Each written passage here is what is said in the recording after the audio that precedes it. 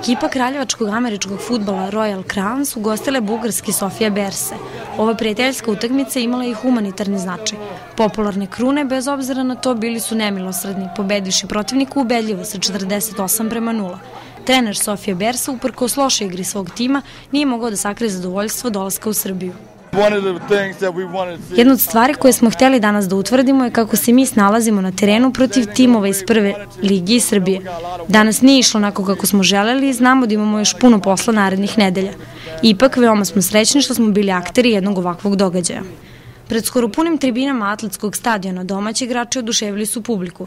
Sve simpatije pokupio je svakako Jeremy Brown, novo pojačanje iz Amerike koji je imao čak 4 touchdowna.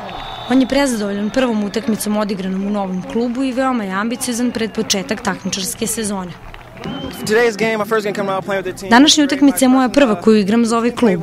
Tim je igrao veoma dobro. Igrači su mladi, ali igraju jako dobro za seniorski tim i zato smo pobedili. Već nas vidimo u play-offu u budućnosti, a mogući kao prvaki. Vuk Vučković, trener Royal Crownsa, bio je prezadovoljan rezultatom ove utakmice, a pre svega i igrom svog tima. Drago mi što se tim spojio, što je to krenulo kako treba. Uspostavili smo ritam, dali smo sve od sebe da što bolje izgleda i za nas i za publiku i probali smo sve što smo hteli. To je to. Mislim da je rezultat dalje pokazao. Pojačanje u vidu Jeremija Browna i Markusa Veča su se već na prvoj utakmici pokazala kao dobar potez.